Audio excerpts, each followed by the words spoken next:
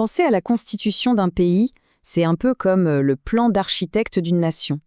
C'est ce document qui pose les fondations, la structure, bref, les règles du jeu. Mais voilà, une société, ça bouge, ça évolue. Alors comment on fait pour que ce plan reste d'actualité? La question qu'on se pose tout de suite, c'est une constitution, ce texte qui a l'air gravé dans le marbre, est-ce qu'on peut vraiment y toucher? Eh bien, la réponse est oui. En fait, la plupart des constitutions sont même prévues pour ça. L'idée, c'est qu'une constitution qui ne peut pas s'adapter, c'est une constitution qui risque de se démoder, voire de devenir inutile. Alors attention, quand on parle de réviser une constitution, on ne parle pas de tout raser pour reconstruire. Non, c'est plutôt un travail d'orfèvre, un art de la retouche. On va ajuster un article, en ajouter un autre, ou même en supprimer. Le but est toujours le même, que le plan directeur colle parfaitement aux réalités d'une société en mouvement. Mais comme dans n'importe quelle construction solide, il y a des fondations, des murs porteurs, et cela, interdiction d'y toucher. Et ça, c'est vraiment un point capital. Ce ne sont pas juste des recommandations, ce sont de vraies limites infranchissables. Elles sont là pour protéger l'ADN de la nation, ses valeurs les plus profondes. C'est une sorte de bouclier. Concrètement, quelles sont ces fameuses lignes rouges? L'article 175 de la Constitution est limpide là-dessus. On ne touche pas à la forme monarchique de l'État. On ne touche pas non plus aux dispositions sur la religion musulmane.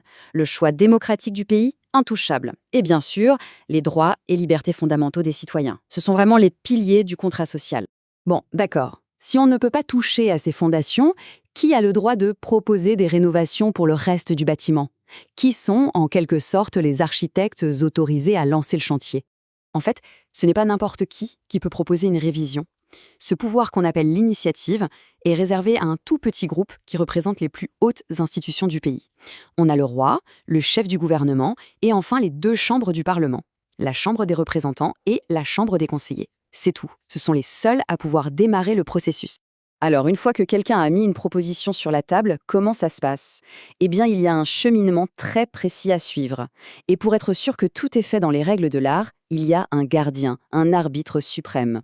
Le parcours est assez logique, il se fait en 3 temps. D'abord, l'initiative, on vient d'en parler. Ensuite, la proposition part en discussion. Elle est débattue, amendée, triturée au Parlement. Et enfin, si tout le monde se met d'accord, c'est l'adoption. La modification devient alors officielle. Et c'est justement là que notre gardien entre en scène. L'idée, c'est qu'on ne peut pas faire une retouche qui viendrait contredire l'esprit général du plan. Chaque changement doit être cohérent avec le reste. Il faut donc un contrôle pour être sûr qu'on ne fragilise pas l'édifice. Ce gardien, c'est la Cour constitutionnelle. Et elle est composée de 12 membres. 12 juges dont la mission est simple, s'assurer que la Constitution est respectée à la lettre. Et la façon dont elle est composée n'est pas due au hasard, c'est vraiment pensé pour l'équilibre. Vous avez 6 membres qui sont nommés par le roi, et les 6 autres sont élus par le Parlement, à raison de 3 par chaque chambre. Ce mix entre nomination royale et élection parlementaire, c'est ce qui est censé garantir son indépendance. Le contrôle de cette cour peut se faire à 2 moments bien distants. Il y a le contrôle a priori, c'est-à-dire avant que la révision ne soit appliquée, c'est une sorte de validation préventive, et il y a le contrôle a posteriori, donc après son entrée en vigueur, si jamais on se pose une question sur sa validité plus tard.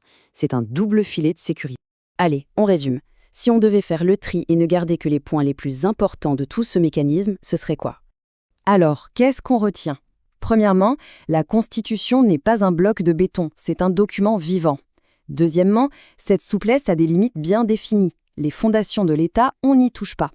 Troisièmement, seul le roi, le gouvernement et le Parlement ont la clé pour démarrer le processus.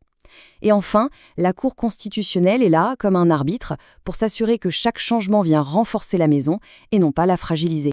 Et tout ça nous amène à une dernière question. Une question qui reste ouverte. Si la Constitution doit refléter les besoins de la société, quel sera le prochain grand défi, la prochaine évolution sociale, économique ou même écologique qui nous poussera à rouvrir le plan directeur de la nation? L'avenir nous le dira.